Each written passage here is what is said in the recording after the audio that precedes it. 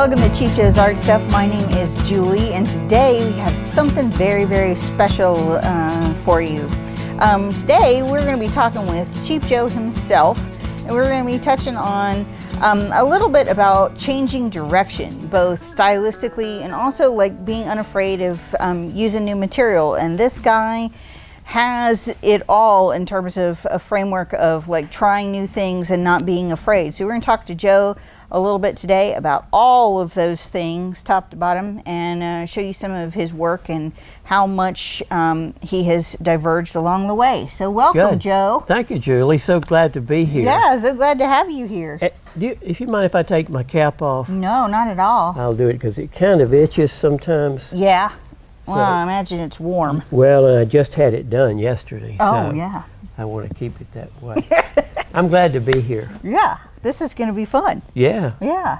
So, I can say for sure that like you are somebody who just seems completely unafraid to try new things. I mean, I know traditionally or initially, you were very much in the watercolor realm and more representational than not, you know, more traditional subjects and stuff like that. But that has kind of not been the focus here lately, and you're going in a whole different direction than you used to, both with material and subject matter and execution and everything.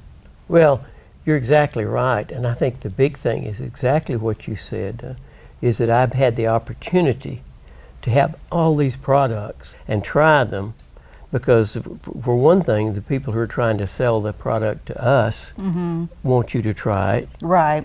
So I have an advantage. It's a huge advantage, and I know that. But I've really not, maybe that's one of the reasons I'm not afraid to fail. Right. And I really am not. I'll try anything. And if it works, great. And if it doesn't, then I've not been out very much. I've heard teachers say, you know, it's just a sheet of paper. Well, it is just a sheet of paper, but it isn't a sheet of paper because it's an expensive sheet of paper. When you buy the 300-pound Kilimanjaro paper, full sheets, you're looking at $10, $12 a sheet. Right. Let's do 10 of those a week. We're looking at real money. Yeah. So it's been easy for me, material-wise, Julie, to make these changes, to experiment, to play, and I take great pleasure in that. Yeah, and I know that that's one of the things that has changed the way that I work is because of exposure here, and I understand that not everybody has that opportunity like, you know, you and I do. But you know, I also want customers to feel as and understand that that's part of the premise of Cheap Joe's, is that we are trying to be a conduit for artists by keeping prices low so that it doesn't feel like financial jeopardy every time you step up to the plate. You know, that you've removed that fear factor from it and are allowed to kind of create and be free and not sweating bullets over that sheet of paper all the time, you know, because it's real money. We try to make that easy for the artists too, because we have a 365-day guarantee. Right. And it doesn't say it must be broken, whatever. If you don't like it, it didn't work for you, you return it and we're going to take care of either refund your money or replace the paper. So that makes it a little easier for artists to say, well, I'll try this on this $12 sheet of paper. Yeah, and if this brush doesn't work for me, I know that this will probably work better. I can trade it in, and I can go back to something that's a little bit more familiar and not have to worry. That's right. Right. Well, that's a huge advantage that I think it is. You know, no question about it. Yeah, yeah, for sure. So let's back up and punt a little bit. Okay. All right. So let's talk about. So as a lot of people know, you started in watercolor. That's where you got your start. And even now you talk about, like, even with all of the dabbling in other areas, that when you need to come back to center, watercolor's where it's at. Yes. You know, we all get in a slump, I think, from time to time. And those, if I can adjust and say it's okay to have a slump. But I always think about what I think I know and I can do without failure. Right. And it kind of gets me started, and then once I get started, I can Exactly. change, move, go on. Well, yeah, everybody you know. needs a pump in the ego That's a little right. bit Yeah. here and there. But even now, I mean, I've noticed that the watercolor is not executed in necessarily a traditional manner. Right. So, like, even some of the recent pieces, we were talking a little bit about, you know, that these are more traditional in terms of the execution, but even the materials that you're using, like palette knives with Velcro on them and, This one has stuff some like that. some painting knife work done in it. Yeah, but basically these are simple palette knives that you've glued Velcro to. That's and right. You're using it not only for scraping and pushing paint, but kind of like a paintbrush would Oh, be. exactly. I love them. It's a new idea, I think, and it was sent to me by a Sister Marie, a nun Really? that paints and is an artist, a wonderful painter and artist, and she gave me permission to use it or even manufacture it, I guess you'd say, and we will offer it in our catalog. Oh, that's cool. It's so much fun. I love the in fact, I'm going to do a short segment just on the painting knife and watercolor.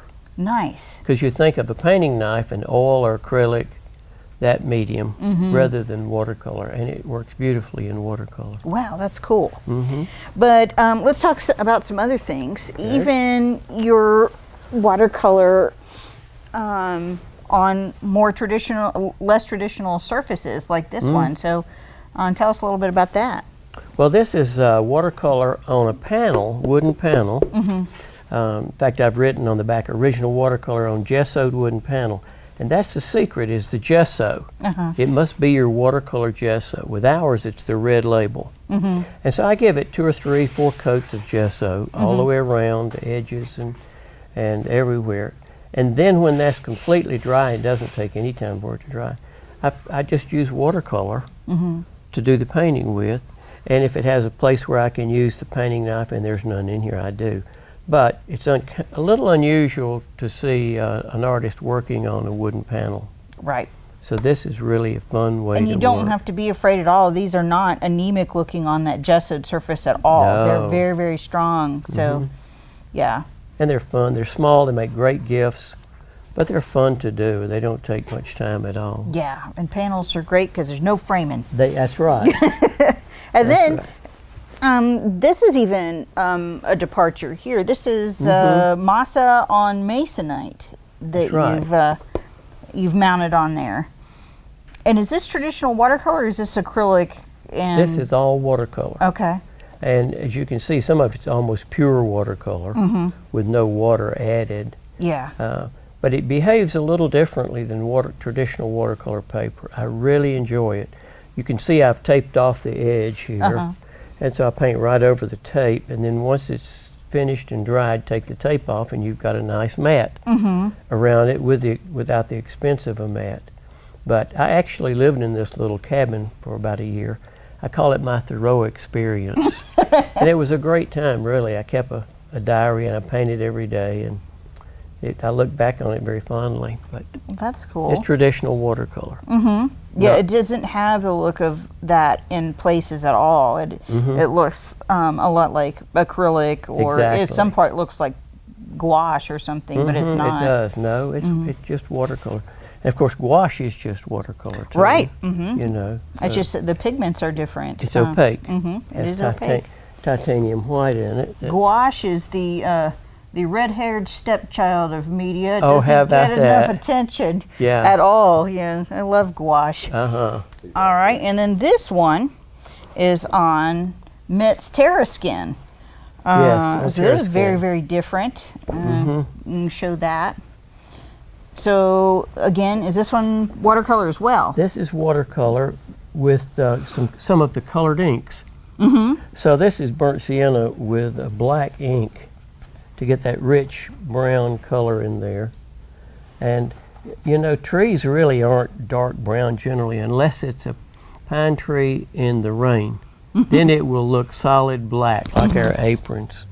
Otherwise, they're gray. But this has a lot of painting knife in it, used different than the Velcro.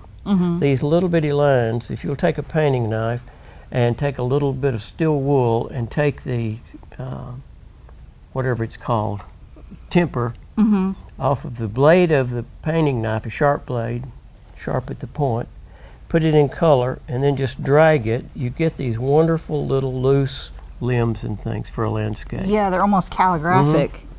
And the Terraskin, you can go back almost to pure white. Not quite, but it lifts very easily. It's a really fun paper to work on, and it's very inexpensive. Yeah, because of that, calcium carbonate surface.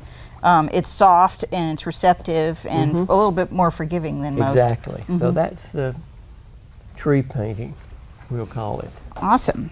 So then we got another departure, another left-hand turn here. Yeah, this is a fun painting. It sure is. It's beautiful. You can tell that I had fun playing with this.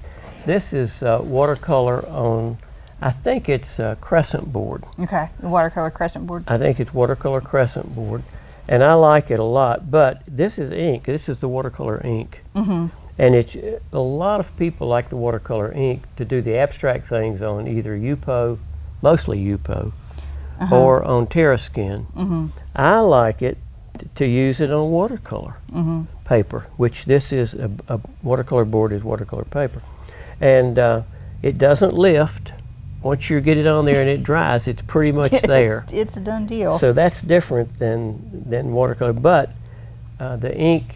This kind of watercolor ink is accepted into watercolor shows. So American Watercolor Society does allow a water-based paint such as acrylic, watercolor, gouache, or ink, watercolor ink, in their show. And so then there's just black ink over the top of that? Yeah, just like watercolor, you'd work from the lightest areas to the darkest area. And that's generally the way I think. I don't always think right, but that's the way I do.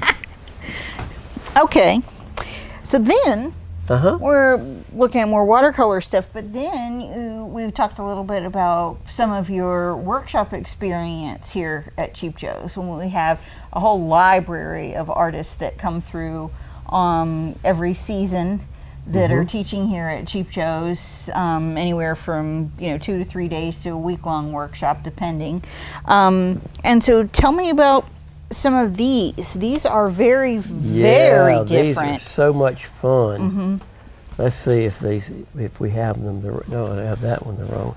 These go like this. It's going to be a diptych. And I did these, and I'm still working with this sort of thing, thinking in terms of a children's book. That one of my friends reads to his grandparents. He writes these wonderful children's books, but he's never done anything with them, and he's never illustrated some. I'm illustrating them. Awesome. And these are acrylic skins. And an acrylic skin is, when I paint with acrylic, I put a piece of thin plastic, like you would buy at a lumber supply. Okay. Just 5 mil or 10 mil, whatever. I tape that to my table where I'm painting, and then I'm painting, and once I'm through with acrylic, and once I'm through painting with acrylic, I let it dry. I don't mess with that. Then it will peel right off. Just you have a whole sheet of acrylic, and then I cut it up into different little shapes and glue it on a board. This is really is not much board. It's a 300-pound Kilimanjaro paper. But then you can take your brush and add different things, like this gold is done with a little gold acrylic. And they're just fun. Bob Burridge showed me this process, and I've had so much fun with it, Bob. Thank you. And just it's fun to do. Bob is a freedom maker. He really is a freedom maker. Yep. Yeah. He is the man who lives unafraid, that's for sure. That's right. He'll be here this year. Really? He's coming back? I think he's coming in the fall. That's awesome. He's wonderful. I have learned a lot from Bob, and it's all fun. Yeah, I bought my mom a Burridge workshop for her birthday one year, because my mom is very, very tight and regimented, and that fixed that. Right. Yeah. Done. Right. Yeah. So then I think we got some more kind of experimental Oh, that's stuff. my favorite. Yeah, skins, acrylic skins on masa. I believe it's masa on masonite. This is masa. No, this is not, Julie. Is it not? No, can you see the little... Oh, yeah, that's I don't know rice. what this paper is called. It's an oriental paper that has little flecks of things in it. And I should get the name of it, but I think it's the only one with these tiny specks in it. And then this is a rainbow trout that I caught. And I know you'll think I'm kidding, but I am kidding. But it's a painting of a fish, and I really... Again, it's skins, and I had really fun to do it because the background's already made with that paper, and this is the aqua board from Ampersand. All right. And that's the way I did the trout, just fun. Nice. When I get through with the children's book, we'll have to have a signing. Yeah. Have Sam will sign that, and I will. And again, this is acrylic skin on a piece of heavy watercolor board. I haven't named it. I don't know what it's going to be, but I think it's a really brave little dog down there. He is so sweet. Yes, he is. And this monster, I don't know, I didn't like talking to him. It's so scary. But so these are all part of that kind of children's book illustration line that you're on right now? Okay. And then I wanted to talk about going even more non-representational. We have some watercolor that are on 300-pound paper, and they're again a very freeing thing to do, Julie. I start off with a pen, and I'll draw some shapes, and then I'll let it dry, and I'll wet it and come back in with color, and so I get a lot of soft edges. Like through here. I get a lot of hard edges, and then the only thing I'll do now is I'll really add some more dark in here to make it pop. But that's so easy and simple. Yeah, and I see some, like maybe some gel pen on top. This is that little white pen. Sanford makes it. I love it. The Jelly Roll? It's hard to find a fine white pen. And we have them. It's inexpensive as can be. And then we've also got some Molotow paint pens that we just picked up too that function in that way. Complete control, great coverage, opaque, and a really nice library of colors too. So I played with them. Yeah. And I have at least a couple of these that I used those pens only in. I don't know if we brought them or not. Well, but anyhow. I got those. And then tell me a little bit about these. These are a totally different direction too. Well, they are and they aren't. These have no thought beforehand going into them. Right. I mean, they're just scribbles, and anybody can scribble. So with a pen again. Oh, this is on gessoed board, a gessoed panel, and I'm not sure. Yeah, it's going to go that way. Going to hang that way, and it has no particular meaning. It has a lot of meaning because during the period of time that I'm doing this, I'm just free, and the things that I was worrying about before I started, when I finished this, I think, what was it I was worried about? I should have written it down because I've already forgotten. So it's kind of a mood elevator, right? Painting elevator. A painting in an elevator. Anyhow, and this one, well, it's a similar thing. Here I have a little bit of meaningful things: a fish, a bird, my pharmacy career, trees, waffles, paint an eye on a stove. And that's a little. Is this a little bit of resin? It is resin. It is. A little bit of resin on there for some. I could repeat that resin, maybe. Yeah, it's fun.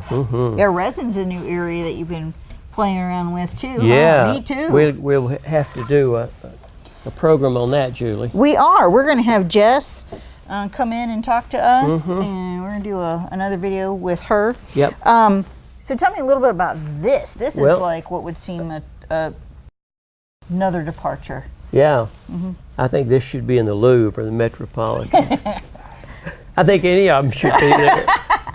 Anyhow, this is acrylic on board. And as I recall, it started out as a watercolor. Okay. I didn't care for it after I got into it. You know, kind of halfway into it, you shouldn't quit. You should go all the way.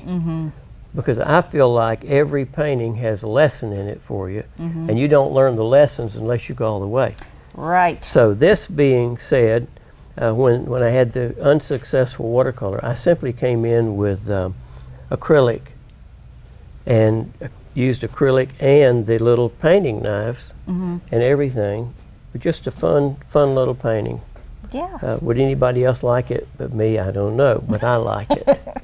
And that's probably the most important thing. Yep. Yeah. Well, thank you so much. This has been fun. It sure has. Yeah. And I'm sure some people. We'll do it again. Yeah, yeah. And we'll maybe demo some stuff. Yes. Do We will some talk fun playing? to them here at Cheap Joe's Art Stuff and see if they won't make us the official commentators. Really? Whatever. Yeah. Anyhow, I'm good afraid fun, you're gonna Julie. have to be the color guy. Okay. Well, thank you for joining us, and we hope that you enjoy. Yes.